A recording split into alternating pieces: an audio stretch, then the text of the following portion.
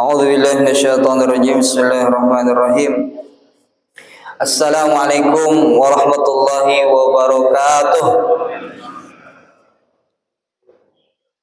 Alhamdulillah wassalatu wassalamu ala Rasulillah.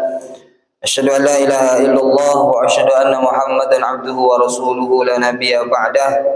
Allahumma salli wa sallim ala sayyidina Muhammadin wa ala alihi wa sahbihi wa man tabi'ahum bi ihsanin ila yaumiddin. Amma ba'du, rabbi shrah li sadri wa yassir li amri wa hlul 'uqdatam min lisani yafqahu qawli. Allahumma inna nas'aluka 'ilman nafi'a wa rizqan thayyiban wa 'amalan mutaqabbala. Subhanaka la 'ilma lana illa ma 'allamtana innaka antal alimul hakim. Amin amin ya rabbal alamin. Bapak Ibu hadirin hadirat yang kami hormati, yang dirahmati Allah Subhanahu wa taala. Kita mulai dengan selalu mengucapkan alhamdulillah, kita memuji Allah, kita bersyukur kepada Allah, kita berterima kasih kepada Allah atas segala pemberian, atas segala nikmat yang terus Allah karuniakan kepada kita hingga hari ini, hingga detik ini. Allah masih menjadikan kita sebagai manusia yang masih hidup dengan keimanan, masih hidup dengan kesadaran untuk melaksanakan perintah kewajibannya, yaitu melaksanakan ibadah salat subuh secara berjamaah. Alhamdulillah. Kemudian juga tentunya selawat dan salam selalu kita kirimkan kepada junjungan kita, kepada manusia yang sempurna fisik dan akhlaknya, manusia yang mencintai kita, yang kita juga mencintainya, yaitu baginda Nabi kita, Nabi besar Nabi Muhammad sallallahu alaihi wasallam. Allahumma salli ala Sayyidina Muhammad wa ala ali Sayyidina Muhammad. Assalamu alayka ya Rasulullah. Semoga salawat dan salam kita terus yang kita berikan kepada beliau akan menghantarkan kita kepada syafaat beliau di hari kiamat nanti. Amin ya rabbal alamin. Bapak Ibu hadirin yang dirahmati Allah, alhamdulillah kembali di subuh yang berkah ini, di tempat yang penuh barokah ini, kita melanjutkan kembali bacaan kita atau kajian kita, yang mana kita masih dengan Abu Ya Sayyid Muhammad bin Alawi Al-Maliki rahimahullahu ta'ala, nafa'anallahu bi'ulumihi fid dharain, yaitu dengan kitabnya Khasaisul Ummatil Muhammadiyah, kekhususan yang Allah berikan untuk umatnya Nabi Muhammad sallallahu alaihi wasallam. Di pertemuan sebelumnya kita sudah masuk dalam bab tentang keutamaan azan, keutamaan seorang muazzin. Jadi kita ketahui bersama bahwasanya keutamaan yang Allah berikan kepada seorang muazzin atau keutamaan yang ada dalam azan itu banyak sekali, sehingga kata Rasulullah SAW, seandainya manusia itu tahu betapa banyaknya kemuliaan atau keutamaan dari azan itu, mereka niscaya pasti akan berebut bahkan berperang untuk mendapatkannya. Ini sangat banyak keutamaan dari seorang muazzin. Maka insya Allah pada bab ini, pada bab selanjutnya yang dibahas adalah fadlu ijabatil muazzin, yaitu bab keutamaan menjawab azan. Jadi kalau sebelumnya keutamaan azan, maka bab selanjutnya tentunya adalah keutamaan orang-orang yang menjawab azan. Jadi kalau keutamaan azan hanya bisa didapatkan oleh para muazzin, tapi kalau keutamaan menjawab azan, seluruh umat Islam yang mendengar suara azan bisa mendapatkan keutamaan-keutamaannya. Jadi ini penting sekali untuk kita pahami bahwasanya ada kemuliaan-kemuliaan, keistimewaan yang Allah berikan kepada kita yang menjawab suara azan. Jadi salah satu keistimewaan yang Allah berikan kepada umat Nabi Muhammad, Allah jadikan amal-amal yang kita lihat sederhana namun ternyata sangat memiliki keistimewaan yang luar biasa. Jadi banyak amalan-amalan umatnya Nabi Muhammad yang nampaknya sederhana dilakukan namun memiliki segudang banyak keutamaan. Itu salah satu nikmat menjadi umatnya Nabi Muhammad SAW.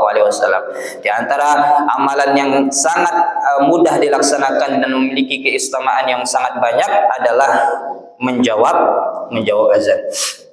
Wa min syarfil ummatil muhammadiyah ma jaa fi fadli ijabatil muadzin min fadlil azim wal ajril karim. Wa min dzalika anna Nabiy sallallahu alaihi wasallam basyarahu bil jannah.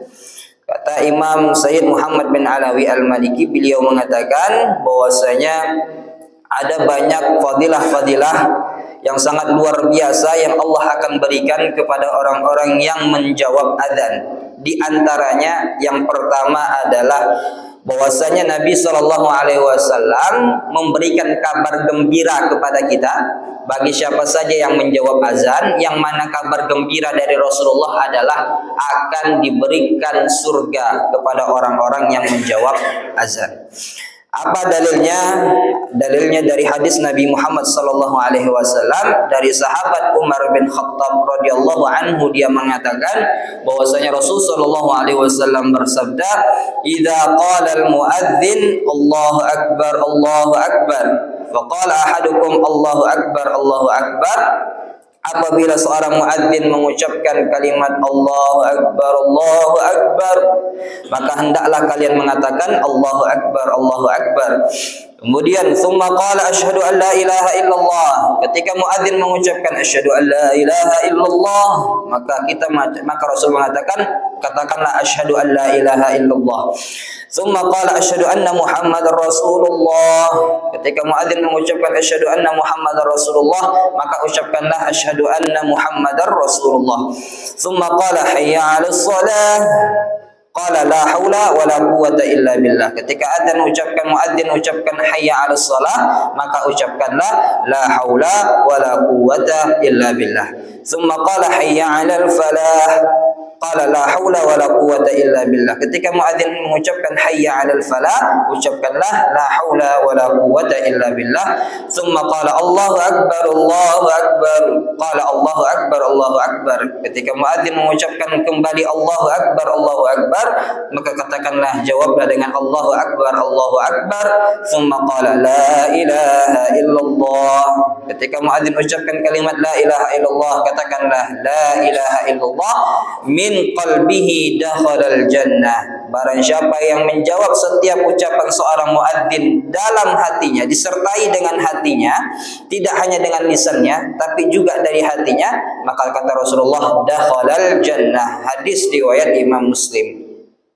Di riwayat yang lainnya juga dari Abu Hurairah bahwasanya Rasul sallallahu alaihi wasallam ketika kami bersama dengan Bilal, ketika Bilal selesai azan, kemudian Rasulullah sallallahu alaihi wasallam bersabda kepada kami, "Man qala mithla ma qala hadza yaqinan dakhalal jannah." Barang siapa yang menjawab suara muadzin sesuai dengan apa yang diucapkan seorang muadzin dengan penuh keyakinan, maka dia akan masuk ke dalam surganya Allah Subhanahu wa taala.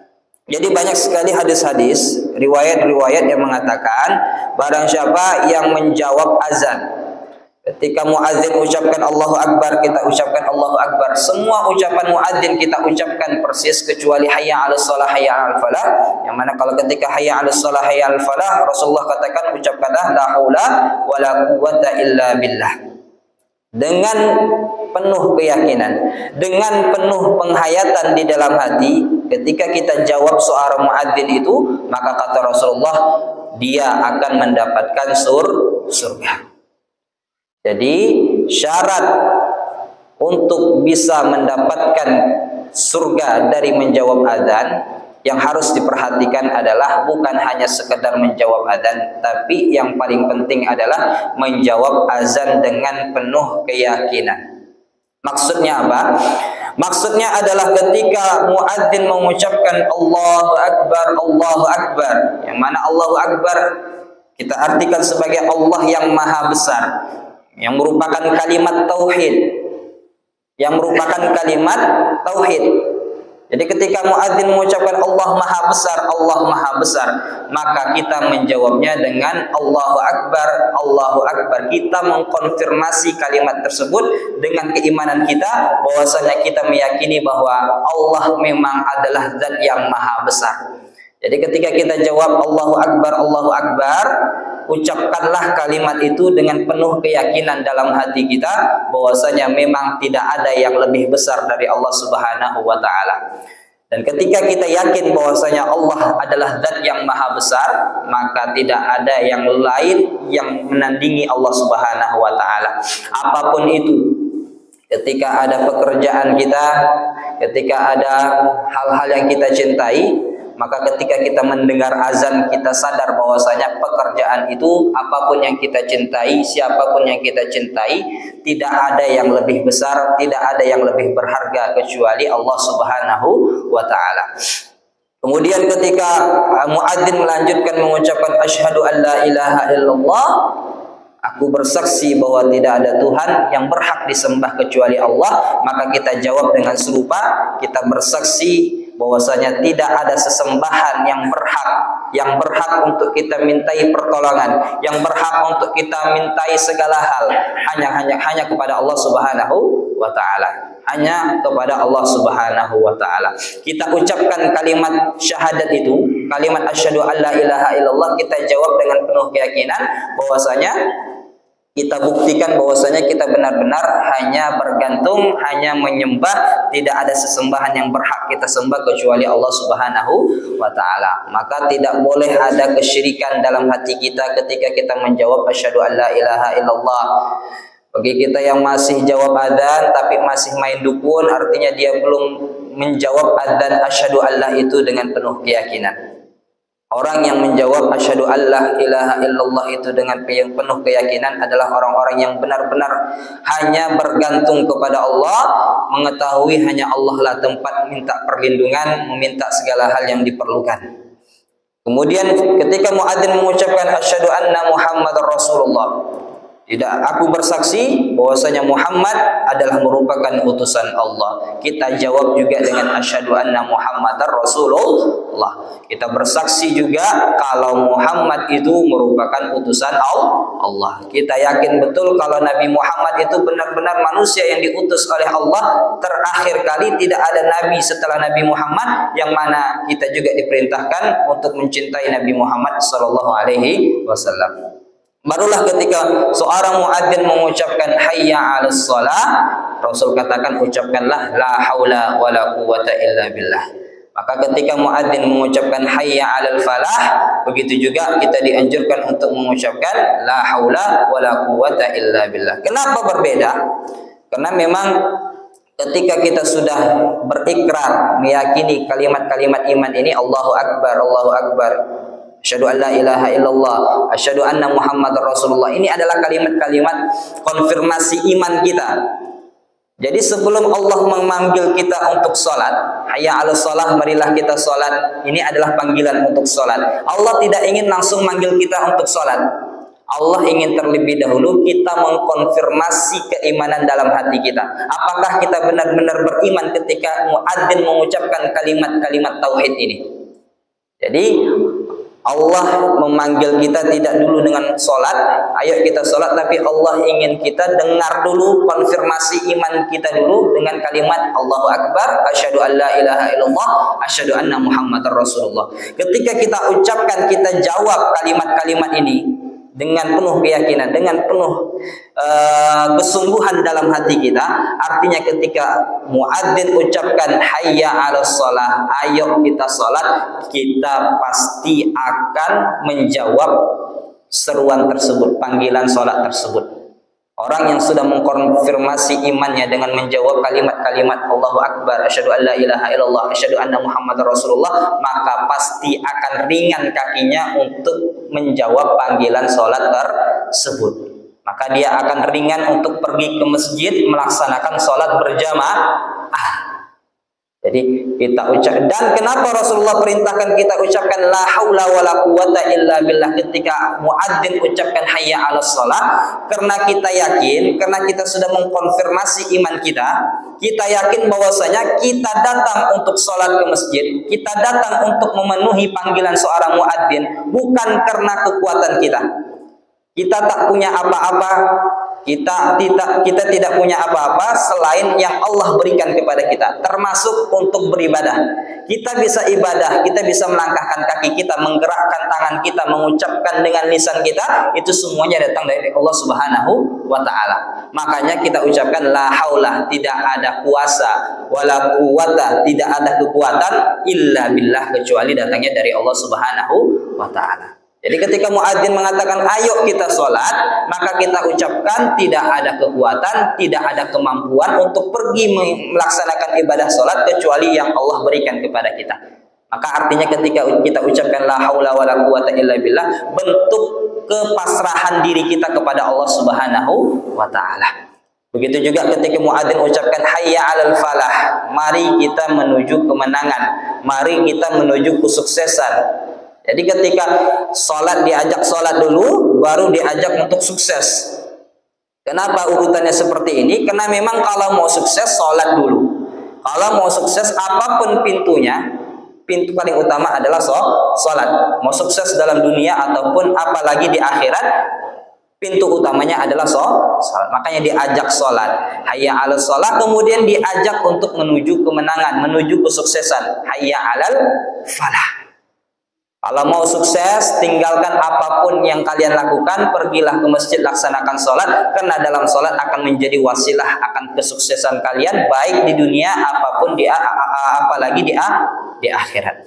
Kemudian ketika muadzin lanjutkan Allahu Akbar, kita ucapkan kembali Allahu Akbar, la ilaha illallah, dan terakhir kita mengkonfirmasi iman kita dengan mengucapkan kalimat la ilaha illallah, tidak ada Tuhan selain Allah. Barang siapa, kata Nabi, yang menjawab tadi dengan penuh keyakinan, dengan penuh hati, yang menghayati sebisa mungkin, sebaik mungkin menghayati kalimat-kalimat azan ini, dan berusaha untuk membuktikan keyakinan kita itu dengan melaksanakan perintah Allah, yaitu untuk menjalankan ibadah sholat, menjawab perintah sholat tersebut, maka kata Rasulullah, falahul jannah, maka baginya adalah surga. Jadi menjawab azan dengan bukan hanya sekedar dengan lisan, akan tetapi kalau kita ingin mendapatkan kabar gembira berupa surga adalah jawablah azan itu dengan penuh keyakinan dan mendatangkan pembuktian dalam hati kita bahwasanya kita akan memenuhi panggilan tersebut. Nah, jadi di sini dari hadis Rasulullah SAW kita dianjurkan untuk menjawab azan. Karena dalam mayoritas ulama mengatakan menjawab azan itu hukumnya sunnah. Sebisa mungkin menjawab azan, sebisa mungkin aktivitas kalau bisa dihentikan kita hentikan. Bahkan Imam An-Nawawi dalam kitab At-Tibyan, beliau mengatakan bahkan ketika membaca Al-Quran terdengar suara azan, hendaknya diberhentikan dulu bacaan ayat suci Al-Qur'annya, lebih diutamakan untuk menjawab azan. Jadi aktivitas-aktivitas yang berkaitan dengan telinga, dengan suara, hendaknya dihentikan. Adapun aktivitas seperti berjalan, naik motor, tak perlu berhenti kemudian jawab azan. Karena bisa dilakukan keduanya dalam waktu bersamaan. Kalau yang tak bisa dilakukan dengan waktu yang bersamaan, maka utamakan untuk menjawab azan. Jadi ketika ibu-ibu misalkan motong bawang, motong cabai, itu kan bisa sambil jawab azan. Jadi tak perlu berhenti motong cabainya.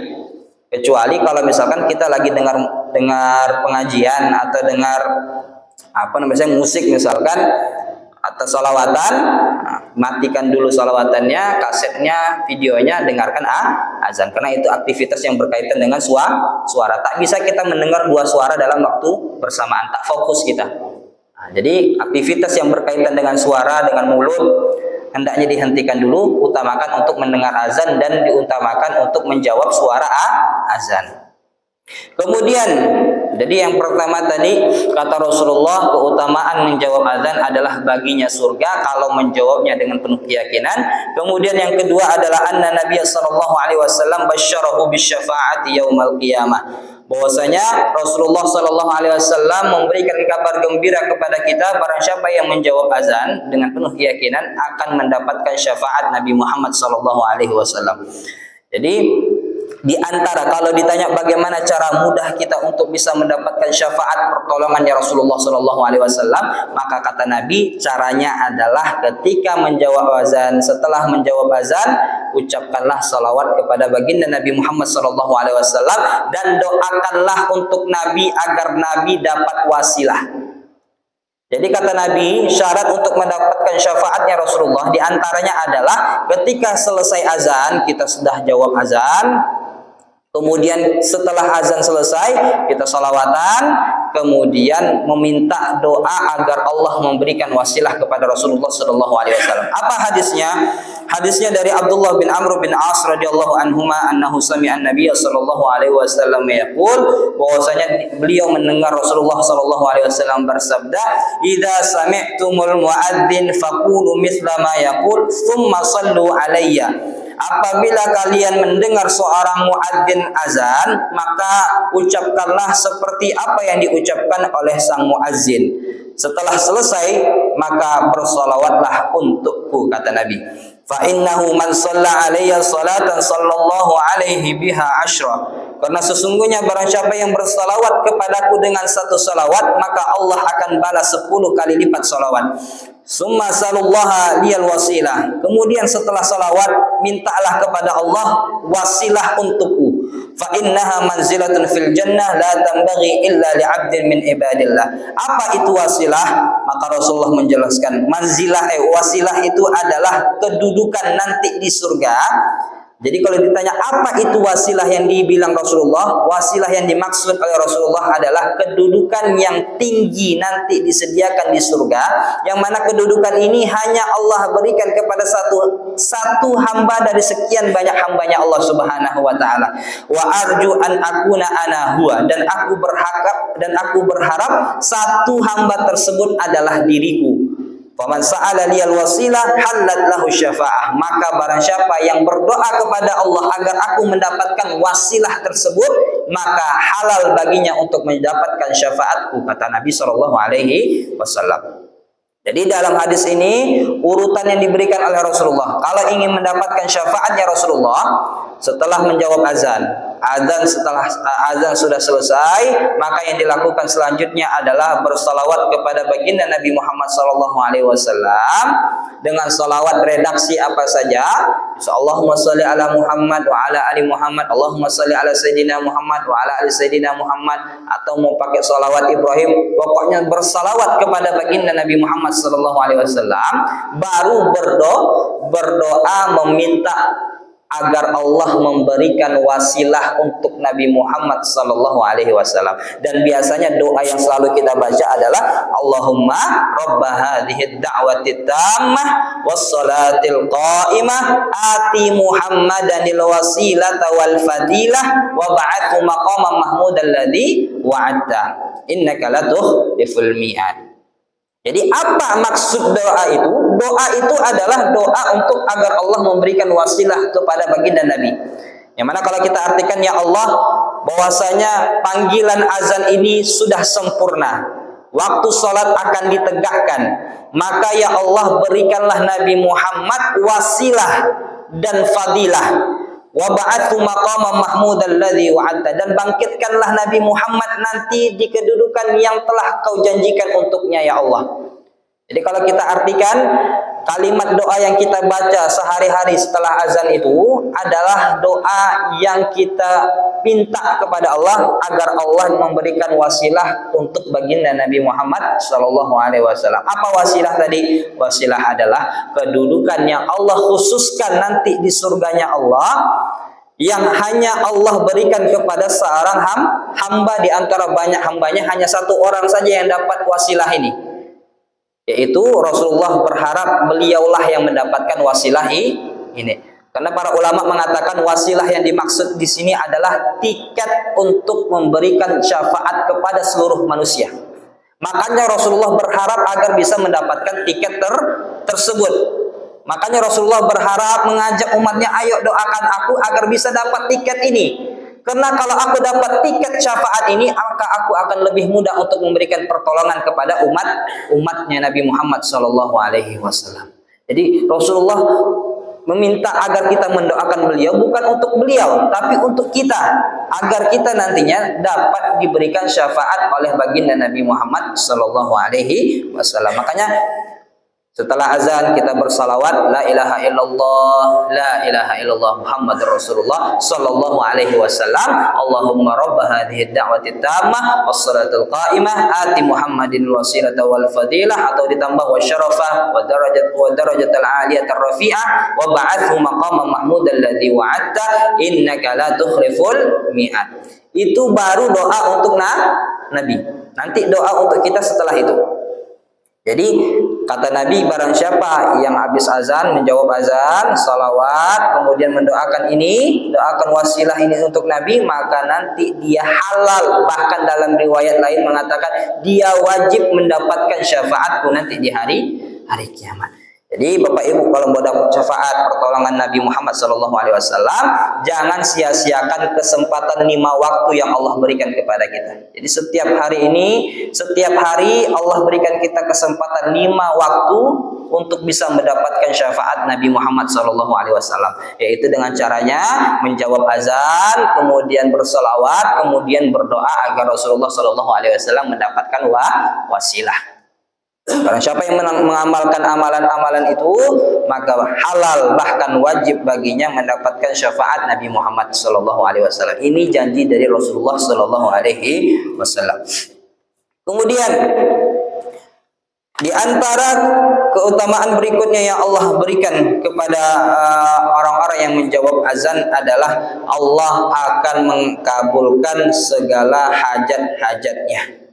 Allah akan mengkabulkan doa-doa yang dipintakan kepada Allah ketika selesai menjawab azan. Waqad basyara nabiyyuna sallallahu alaihi wasallam man ajabal muadzin bi anna da'watuhu mustajabah.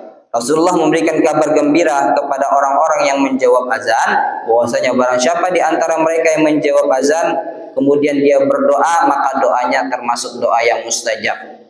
Jadi di antara, kata Nabi, di antara doa yang mustajab, waktu paling mustajab, di antara waktu yang paling mustajab, yang pasti lebih didengar oleh Allah adalah di antara azan dan iqamat.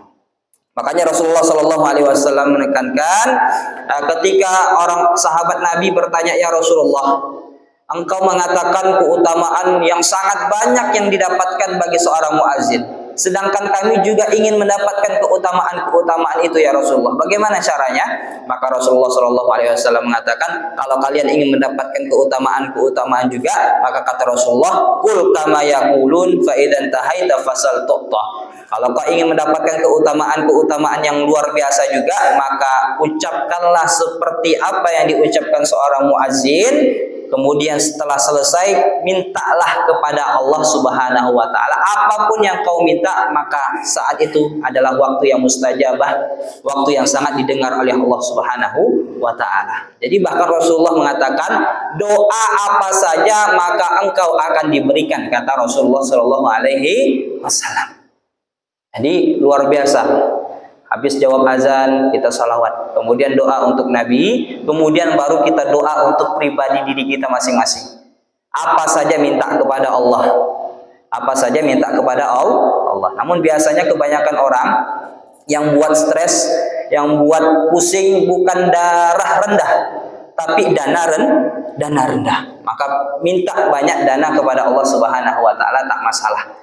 Minta dana agar kehidupan di dunia kita bisa bersedekah, agar di kehidupan dunia kita bisa punya investasi untuk kita bawa di akhirat. Minta dana kepada Allah Subhanahu wa Ta'ala. Tapi para sahabat bertanya, ya Rasulullah, doa ini terlalu banyak. Doa utama yang bisa kami panjatkan yang paling utama apa ya Rasulullah? Rasulullah SAW katakan, Allahumma inna nas'alukal afwa wal afiyah. Allahumma inni as'alukal afwa wal afiyah. Doalah dengan mengucapkan, ya Allah, aku minta kepadamu afwa wal afiyah. Jadi doa yang paling penting untuk kita minta kepada Allah diantaranya adalah minta afwa dan afiyah. Allahumma inni as'alukal afwa wal afiyah fid din wa dunya wal akhirah. Apa yang dimaksud dengan afwa wal afiyah? Afwa artinya maaf, afiyah artinya kesejahteraan. Dua hal ini adalah dua hal yang lebih utama kita minta kepada Allah Subhanahu wa Ta'ala. Mengapa demikian? Pertama, kenapa kita minta maaf kepada Allah? Karena maaf beda dengan ampunan. Dalam bahasa Arab, ampunan itu ghufrun. Ghafar. Allahumma ghfirli, ya Allah ampunilah aku. Kalau Allahumma wa'fu anni, ya Allah maafkanlah aku. Dalam bahasa Arab ternyata berbeda antara minta maaf dengan minta ampun. Kalau kita minta ampunan, kemudian kita diberikan ampunan, artinya kesalahan kita dihapus, kesalahan kita Allah tutupi.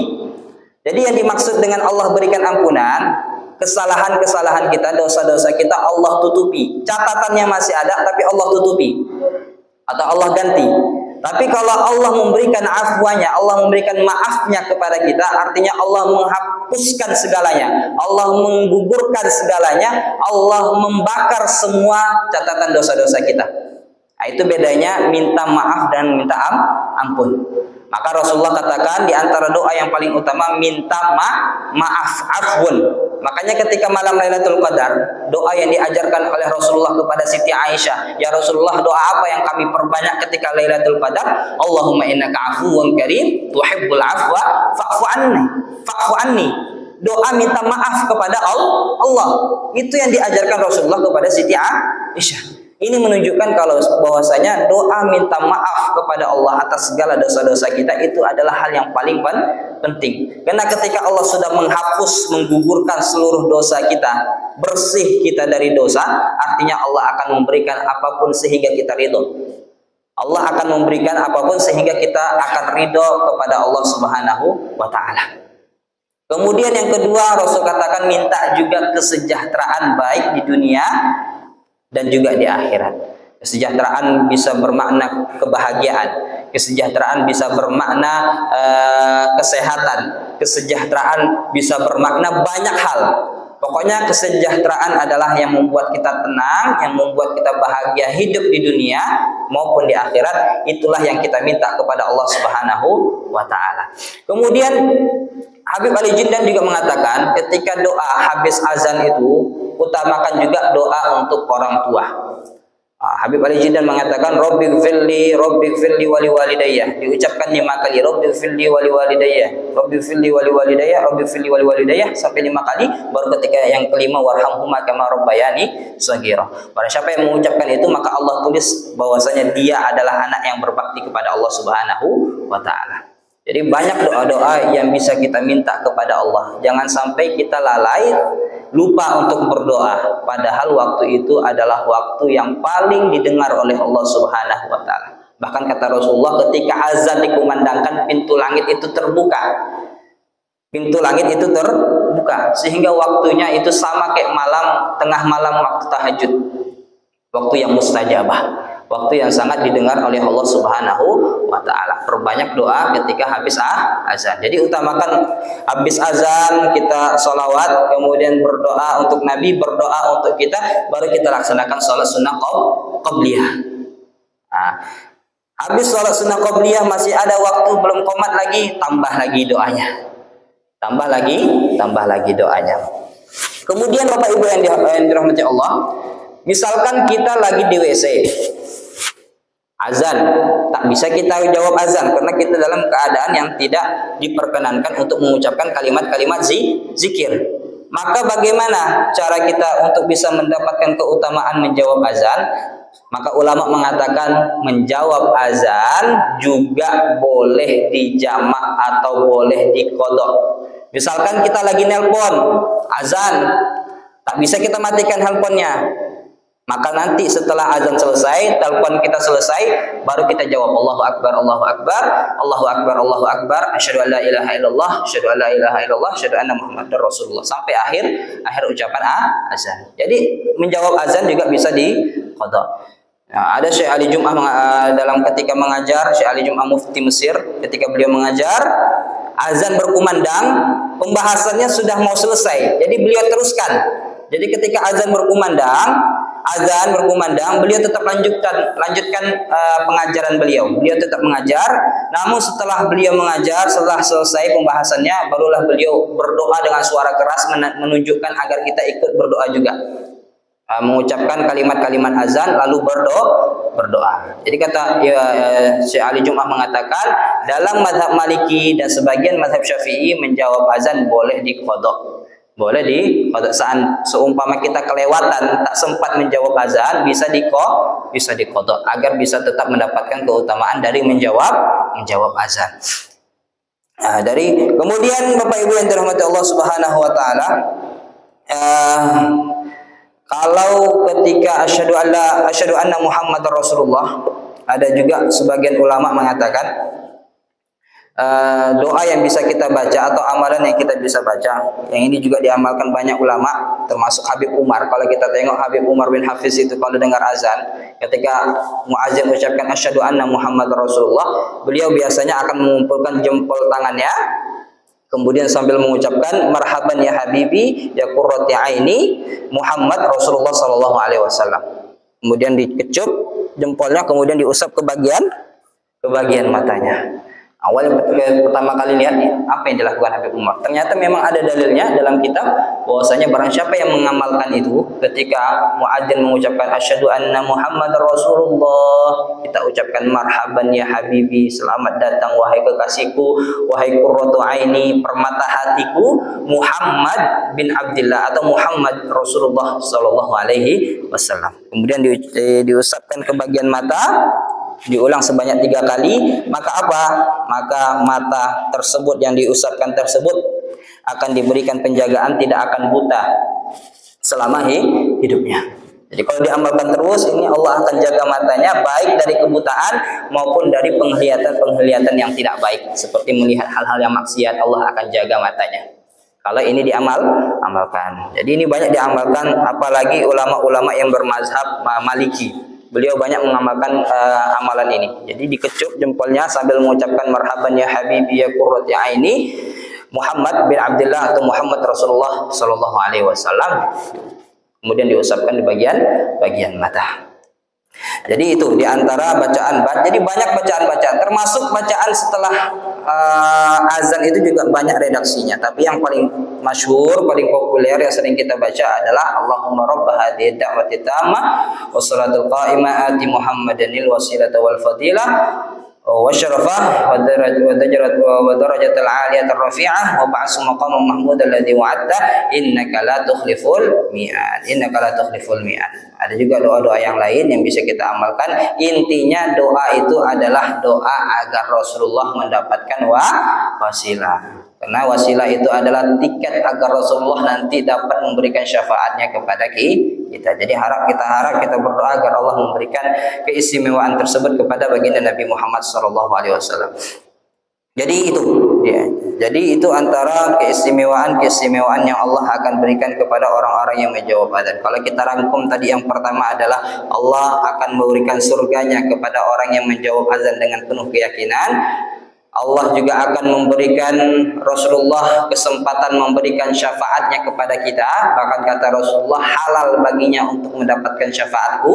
Kemudian yang terakhir adalah Allah akan mengabulkan segala doa-doa yang dia mintakan kepada Allah Subhanahu wa ta'ala. Diminta kepada Allah sebanyak-banyaknya kita minta kepada Allah, karena waktu itu adalah waktu yang mustajabah. Jadi ini 3 hal yang dipastikan oleh baginda Nabi Muhammad SAW akan didapatkan bagi kita yang menjawab suara azan. Jadi ini salah satu keistimewaan yang luar biasa.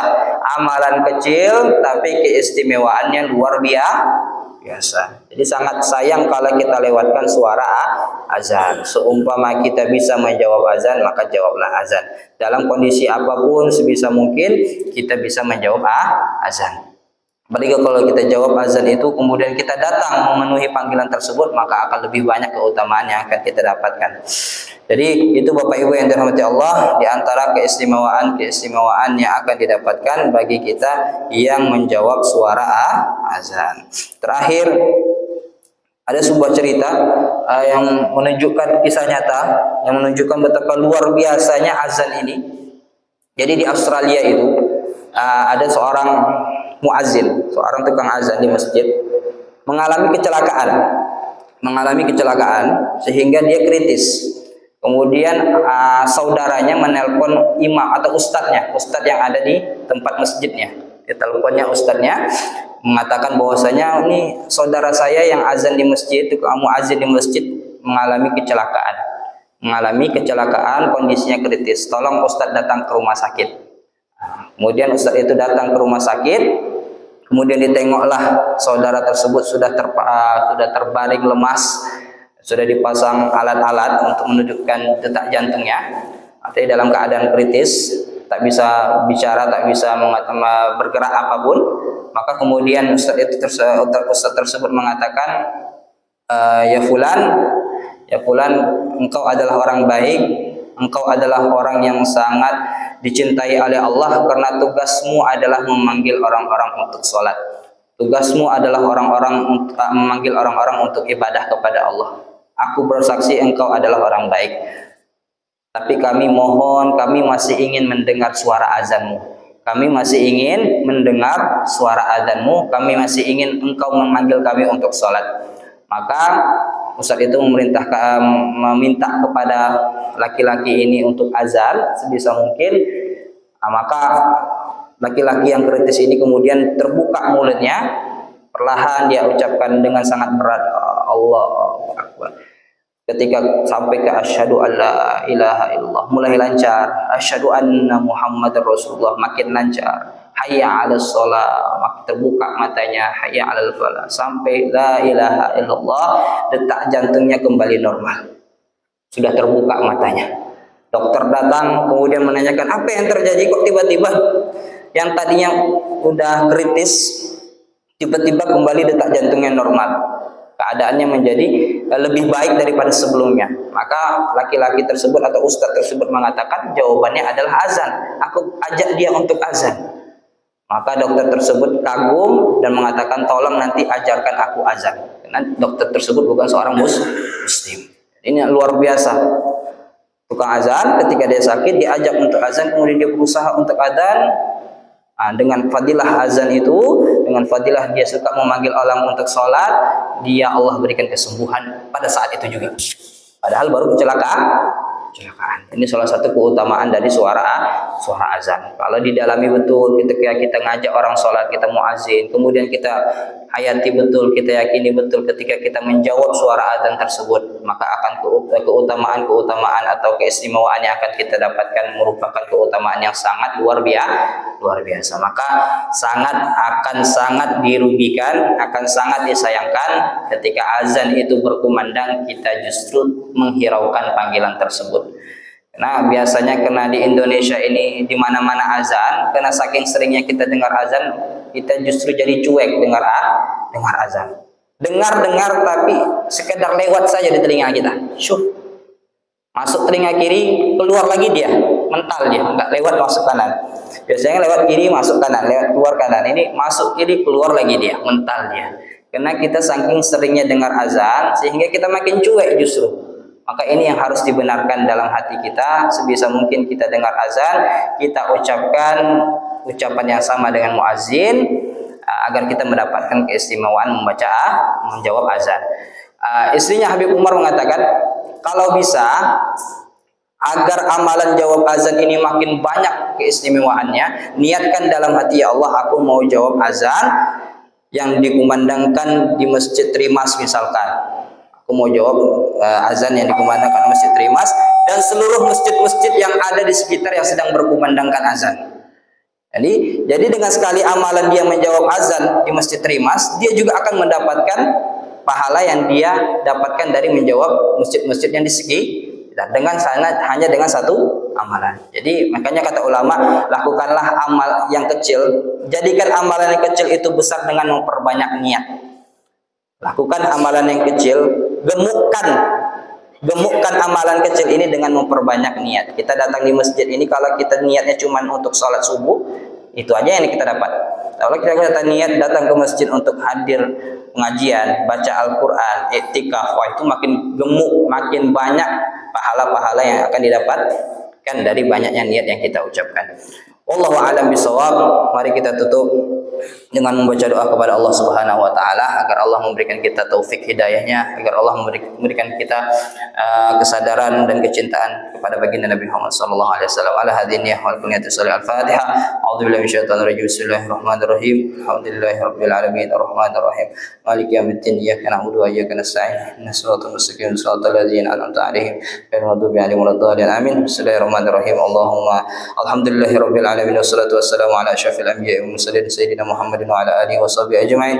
اللهم إنا نسألك حبك وحب نبيك وحب عمل يقربنا إليك. اللهم اشفعنا بشفاعته، اللهم اشفعنا بشفاعته، اللهم اشفعنا بشفاعته يوم القيامة برحمتك يا أرحم الراحمين. اللهم إنا نسألك العفو والعافية في الدين والدنيا والآخرة. ربنا اغفر لنا ولوالدينا وارحمهم كما ربونا صغارا.